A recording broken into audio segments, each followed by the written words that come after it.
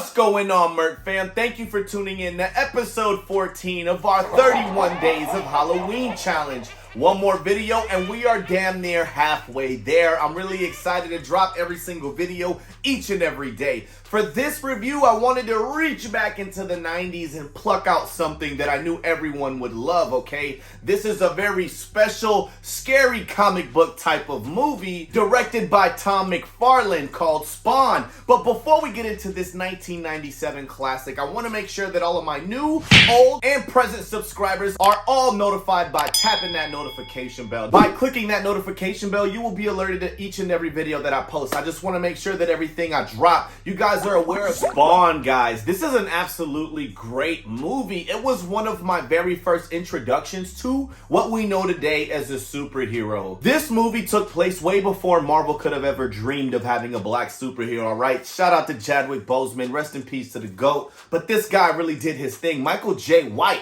A lot of his movies that come out, I definitely watch, man. Undercover Brother 2 was actually a pretty good movie. Wasn't anything like the first one, of course, but Michael J. White knows how to fight, get women, and do his thing. Like I told you all before, Spawn is a comic book just like Marvel, just like DC, and Imagine, alright? There are a lot of different brands of comic books out there. Marvel isn't the only fish in the sea. Spawn's origin story is really built on the foundation of him dying and one of Hell's leaders bringing him back from the dead to ultimately lead a hell-raising army, but Spawn chooses to do his own thing. He's more like an anti-hero. I have such a respect and admiration for Spawn just like I do Wolverine or Deadpool. These aren't guys that are gonna run around wearing tights and shit like that, joining a group of people claiming to be superheroes. They really like to do their own thing. So Spawn essentially is someone that has his own prerogatives and his own missions at hand. Spawn's comic book character is portrayed by Michael J. White, and in this movie, he is a CIA operative who dies in this biochemical mission that kind of went wrong, where he was set up by the guy who hired him to take the mission on in the first place. 5 years later, he comes back from the dead only to realize the world has kind of gone to shit. His wife is now dating his best friend that we saw in the beginning of the movie. Such treachery. I hate seeing this type of shit in movies where you die and then your best friend goes and fills in your spot. What's wrong with you? You don't got no respect for me when I'm dead? Hey, Kenny, if you listen out here, bro, when I die, you cannot have my wife. So Al Simmons goes about trying to figure out how he's coming back from the dead, what happened to him, and really get to the nuts and bolts of what's going on here. There is an excellent representative of the underworld in this movie portrayed by the great John Leguizamo, man. I don't know why this amazingly comedic New Yorican isn't given more flowers nowadays. This guy really set the stone for Puerto Ricans out there. I'm a huge John Leguizamo fan. The way that he portrayed this little fat hellish guy in this movie was absolutely funny. From the anchovies to him taking a shit on himself when he farted. Man, he was just so funny. He brought this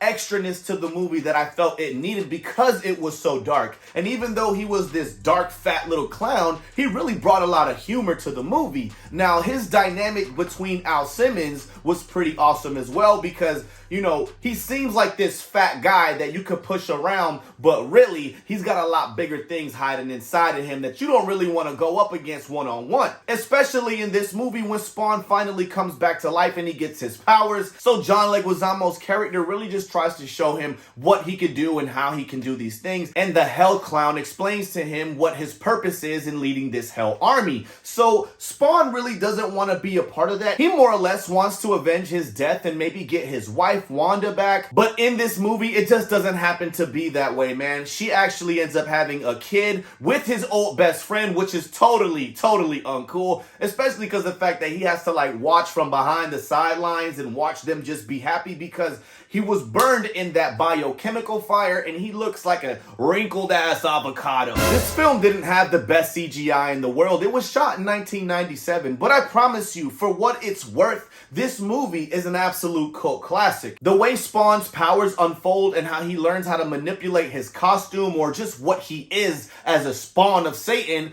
is really awesome. There are a lot of of plot points that I'm not zeroing in on right now. I really want to keep it very fair and simple with you guys and just express how much I love this movie growing up. The word on the internet is that Jamie Foxx is supposed to play the new Spawn. Todd McFarlane has confirmed this, and he is seen in many interviews talking about the revamping of Spawn and bringing him back in a real way. Spawn has had comic book series, cartoons, movies. I mean, this guy has definitely proven to be something or a character that people really have invested in. I really don't get why they haven't done something at this point. You know, of course money's involved, production companies are involved, but if Jamie Foxx is behind this, we already know Mr. Fall for Your Type got that bread behind him, man. He could definitely put out a movie or at least produce it or co-produce it. This movie really sticks out to me in my memory books, and I'm sure that it does for you guys as well. At the end of the day, I'm gonna give this movie a 10 out of 10, man. I don't care about the CGI or the bad jokes or what the damn movie looked like. The fact that Spawn was on the big screen starring our damn kung fu master Michael J. White, you gotta love this movie no matter what, man. This is an absolute cult classic. But what did you guys think of this movie review? Did you hate it? Did you like it? Did you love it? Only way that I'm gonna know is if you jump in my comments. We have a full-on discussion, but you already know what it is. It's your boy Merc. It's been a pleasure, but I'm out. When I take the wheel, it's going out of control. I ain't got a flex, but my money swole. I'm flying real life, nigga, not just pose. Hands down, I'm the man now. You better do your research before I air it out. I'm smoking on reefer and it's very loud.